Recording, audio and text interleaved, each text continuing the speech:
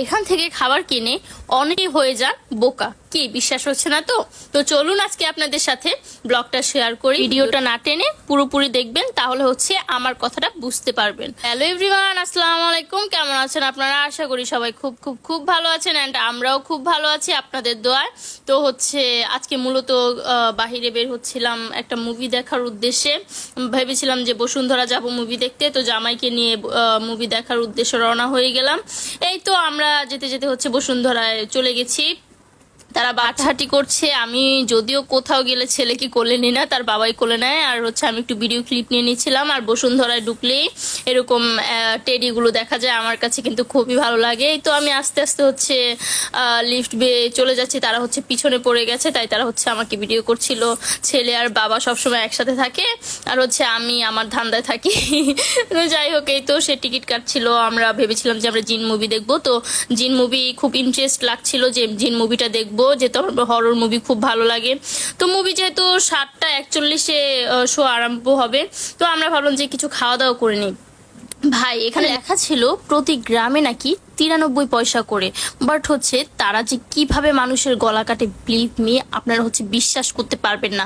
আমি কিন্তু ভয় ভয় খাবার নিচ্ছিলাম, যে যদিও এটা রিভিউ আমি আগে দেখেছি, তাই হচ্ছে আমি একটু একটু করে খাবার নিচ্ছিলাম, যে একটু একটু করে সবগুলো টেস্ট করি। বাট হচ্ছে এরকম হবে আমি এটা আশা করি নেই। তো হচ্ছে সবগুলো একটু একটু করে নিয়ে নিলাম, একটু রাইস নিলাম, অ্যান্ড হচ্ছে একটু ভেজিটেবল নিয়ে নিলাম, অ্যান্ড এখন হচ্ছে আমি একটু চাউমিন নিয়ে নেব। তো একটু একটু করে সালাদ থেকে শুরু করে সবগুলোই নিচ্ছিলাম। আর খাবারগুলো দেখলেও অনেক লোভনীয় লাগে, আপনি চাইলেও এটা অ্যাভয়েড করতে পারবেন না। বসুন্ধরা যখনই যাই তখনই আমার হচ্ছে এটা দেখলে অনেক লোভ লাগে, যদিও হচ্ছে গলা কাটে অনেক এই জিনিসগুলো থেকে।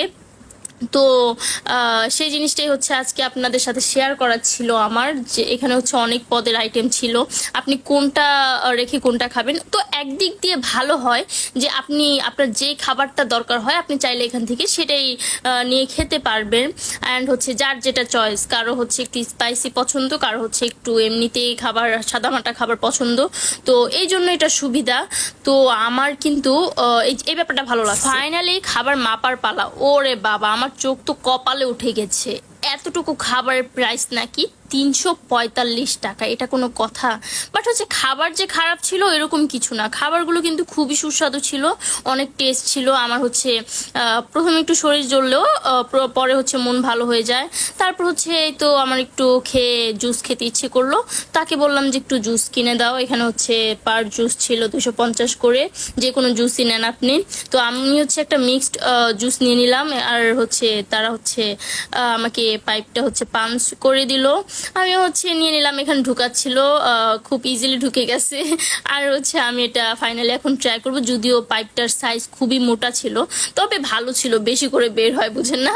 আর হচ্ছে সেই দিকে হচ্ছে সিনেমা দেখতে যাব, টিকিট কাটা শেষ, আর হচ্ছে মুভিও শুরু হয়ে গেছিল। তা আমরা হচ্ছে পপকর্ন কিনে নিচ্ছিলাম, পপকর্ন, কোকা কোলা, পানি, হলের ভিতরে বসে বসে খাবো। তো ফাইনালি হচ্ছে আমি হলের ভিতরে চলে গেছি। এই তো আমাকে দেখতে পাচ্ছেন, আমি হচ্ছে একটু বেশি ভূতের মুভি দেখার জন্য বেশি একদম এক্সাইটেড। আর এই যে পপকর্ন খাচ্ছিলাম আর মুভি দেখছিলাম, একদম ফালতু একটা মুভি ছিল, জিন মুভি, আমি একটুও ভয় পাইনি। তো যাই হোক, ভালো থাকবেন আপনারা, সুস্থ থাকবেন, অ্যান্ড হচ্ছে নেক্সট ব্লগের জন্য ওয়েট করবেন। আজকে হচ্ছে এই পর্যন্তই আমি আমার অভিজ্ঞতা শেয়ার করলাম। যাই হোক, সবাই ভালো থাকবেন, আল্লাহ হাফেজ।